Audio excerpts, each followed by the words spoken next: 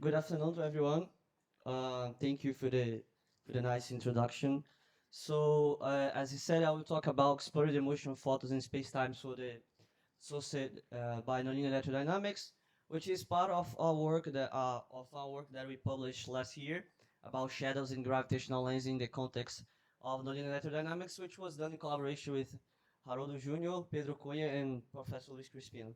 So I would like to start this presentation discuss a little bit about nonlinear electrodynamics in very simple terms. So I call this section nonlinear electrodynamics in a nutshell. And I think that one of the best ways to introduce nonlinear electrodynamics is to look first to Maxwell theory, right? To linear electrodynamics. We know that in Minkowski space-time, in the absence of charges and currents, we can write the action of Maxwell's theory as given by equation 1, where F is the Maxwell scalar. So we can actually extremize this action and use all the Lagrangian equations to obtain the Maxwell equations in the absence of charges and currents.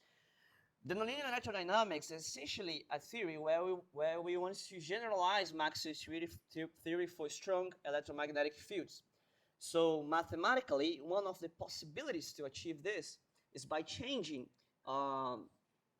this Maxwell scalar here, but for a new function called of L of F, and we want to try to understand what is going to happen now. So we can change this action for this new action here, where now this is a gauge invariant electromagnetic Lagrangian density. And you can again extremize this action to obtain the so-called nonlinear Maxwell's equations. So remember that we were working with, in the absence of charges and currents. And when we changed the Maxwell scalar for a function of the Maxwell scalar, and we compute the corresponding equations, we notice that it is introduced effective charge density and effective current density. So this is in essence what is the nonlinear electrodynamics theory. In this theory, the electromagnetic field can self-interact, and due to these self-interactions, even in vacuum, we can observe the introduction of effective charge density and effective current density. So in our work, we want to try to explore the effects associated with this self-interaction of the electromagnetic field. But in order to provide you a glimpse of what is going on here, I will first still working on a flat space-time. So to have an idea, we can, for instance, study the wavefronts in the context of nonlinear electrodynamics. But first, we have to remember that one of the main important results of the nonlinear electrodynamics theory. So according to this theory, photons follow new geodesics of an effective metric given by equation 4, where P mu and P nu are essentially the full moment of the photon. So here, they are new with respect to an effective metric which is associated with effective geometry. And this effective metric is associated with the space-time metric, or the geometry of the space-time itself, by this expression here, where eta mu nu is the standard metric. So notice that in the context of nonlinear electrodynamics, just to remember you again, photons follow new geodesics according to equation 4, and massless particles with a nature other than electromagnetic follow new geodesics according to equation 5. And notice that the effective metric depends on the first and second derivative of the Lagrangian density. And this is very interesting in order to try to understand what is going on here. We can, for instance, look to the shape of the wavefront. For instance, if you go to the Maxwell theory and consider space-time in a flat, you consider a spherically space-time.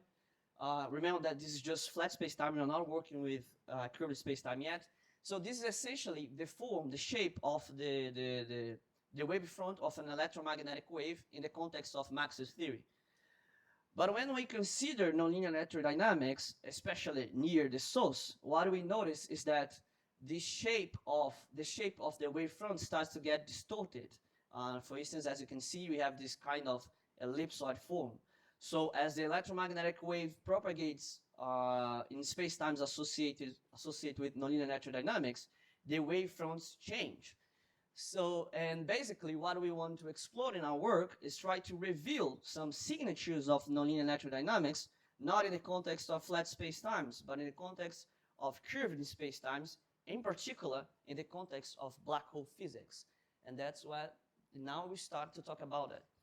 So let's discuss a little bit about the motion of photons according to static observers. So in order to do that, we need to choose a proper space-time to perform some calculations, right? So here, we choose to work to the Diminikov space-time, which is a static and spherically symmetric space-time as given by equation 5, where f of r is the metric function given by equation 6, and z is a parameter which is related with the electric charge, capital Q, and the total mass of the black hole, capital M. There's equation 7 here. It's important to point out that this geometry is regular. There is no curvature similarity here. It is associated with nonlinear natural dynamics. I will not give more details about it, but we can discuss this in the question section. But the point is that we need a space-time to reveal the signatures of nonlinear natural dynamics. And the first thing that we can try to compute is the fact that if you consider a local static observer in the Diminikov space-time, how this observer will perceive the motion of photons, right? I've shown to you before that according to the nonlinear natural dynamics, photons follow new geodesics of an effective geometry. We can try to compute the norm of the full momentum vector of the photon, but now not with respect to the effective geometry because we know that is new. We can try to compute it with respect to the standard geometry. And when we do that, what we obtain is equation 8. So according to our observer in standard geometry, the norm of the photon is non-negative when you compute the norm with respect to the standard geometry. So the full momentum is non-time-like, is space-like or null for radial motion, for instance, according to our observer in the standard geometry. And this is a very interesting result. We can also show that if you place, for instance, our observer at a finite radial coordinate, we can show that the shadow radius is given by equation 9 and equation 10, where R0 is the observer's position and BL is the Kubrick impact parameter. So if you place the observer at infinity, we naturally obtain the standard results in GR, where the shadow radius tends to the Kubrick impact parameter because the space-time is asymptotically flat.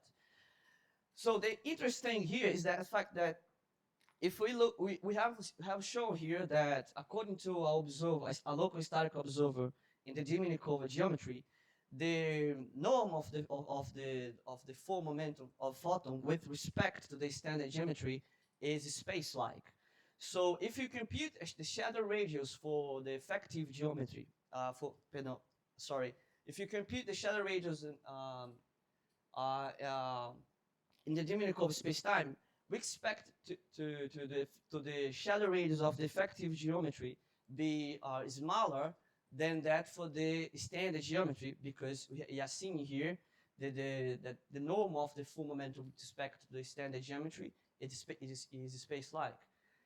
But when we compute the ratio between the shadow radius computed for photons using the effective geometry, and we compute the ratio between that with the shadow radius for massless particle, we notice that the shadow radius associated with photons is typically larger than that obtained for massless particle. And this seems to be paradoxical because how can we obtain such result if according to observing the standard geometry, the full moment of the photon is actually space-like. And in order to try to understand that, we need to reinterpret the notion of the effective geometry. And we can accomplish that But notice that, for instance, these are the geodesic equations for the effective geometry, where capital gamma is given by equation 13. And recall that, as we have commented before, there is a relation between the effective geometry and the standard geometry given by equation 14. We can insert equation 14 into equation 12 in order to obtain equation 15. And what equation 15 is telling us is that if you place a static observer in the standard geometry, such observer will actually perceive that the motion of photons in the effective geometry as non-geodesic curves submit to a full force term. So this is actually a physical interpretation of what is the effective geometry in nonlinear electrodynamics. It can be seen for an observer in the standard geometry as if photons were was following kind of non-geodesic curves submitted to a full force term. And why this interpretation is important? The reason is that if you compute the motion of, for instance, this is let's suppose a Diminikov spacetime, extreme Diminikov spacetime. This so Q is equals to 1, and remember that Q is equals the ratio between the electric charge to the extreme charge. So if you compute the motion of a massless particle in such spacetime, a particle without, which is not associated to the electromagnetic field or something, you can see that for the same parameters, this massless particle is actually scattered by the black hole. But now if we can see the photons here, we can see that photons are actually absorbed by the black hole because there is a full force that is actually pushing pushing the photon towards the black hole. So according to Nobel's in the standard geometry, photons in nonlinear electrodynamics, they experience an additional attractive force. And that's explained why, for instance, the full momentum of the photon computing, the norm of the full momentum of the photon computing with respect to the standard geometry can be space-like, but the shadow radius can be, it's actually greater than that of the computed we considering massless particles. So moving to the concluding thoughts. So we have shown that the norm of the full momentum is non-negative when we compute it with respect to the standard geometry. Although we have not commented in details, we can show that there is a non-trivial contribution to the shadow radius by using that expressions associated with the shadow radius. So basically, as we get near and near to the source, the shape of the shadows change considerably. And we also have provided a new interpretation for the effective geometry. Although this interpretation is new in the literature is you can show that it's actually equivalent. So what you are showing here is essentially a more physical interpretation that complements the mathematical one that we have so far. So that's all, and these are my acknowledgements. Thank you.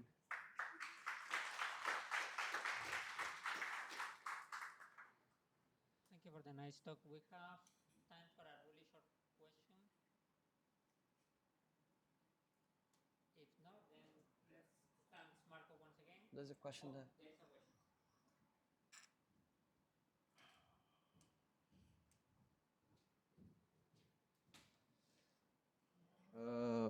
Marco, thanks, congratulations for the nice work and the nice presentation also. I have a little curiosity. The effect geometry, uh, in this sense, uh, does it affect the event horizon? Do you try to understand that or something like it?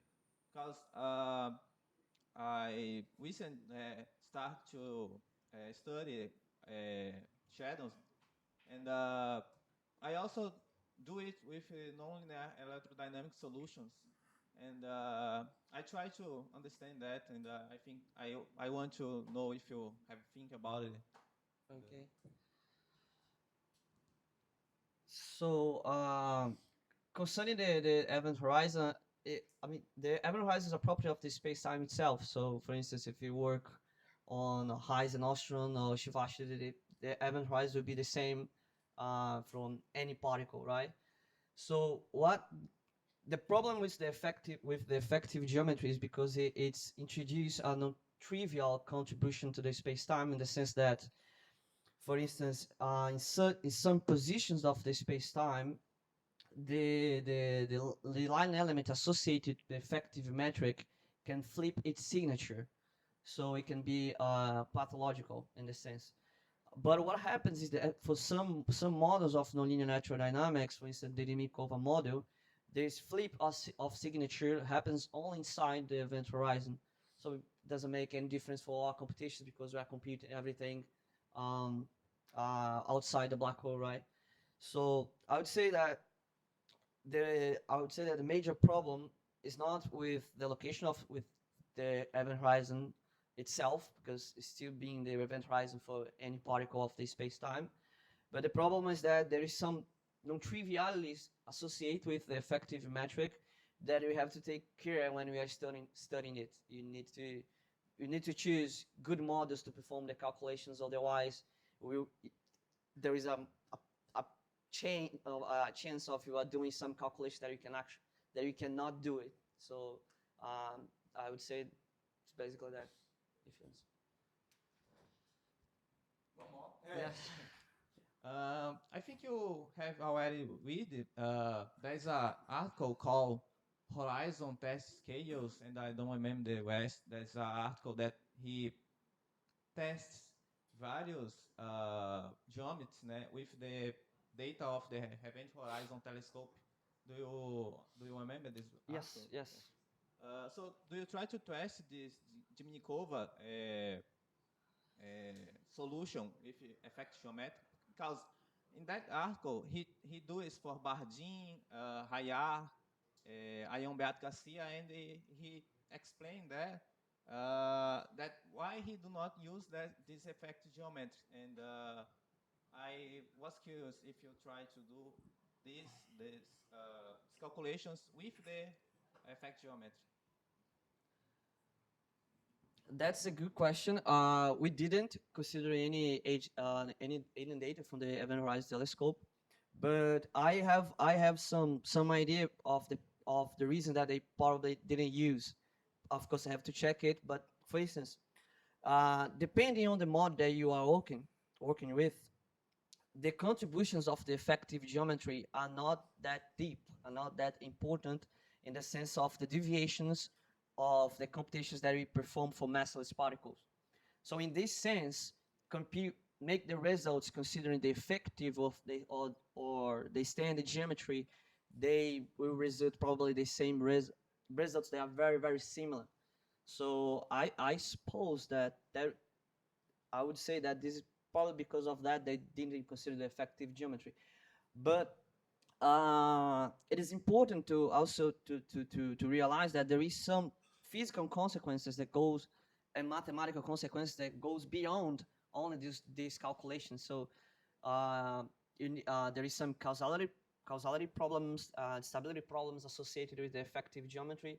So even though we can have a model that satisfies the data from the Event Horizon Telescope, this is not enough to ensure that that model is a good model to work. You have to check another things.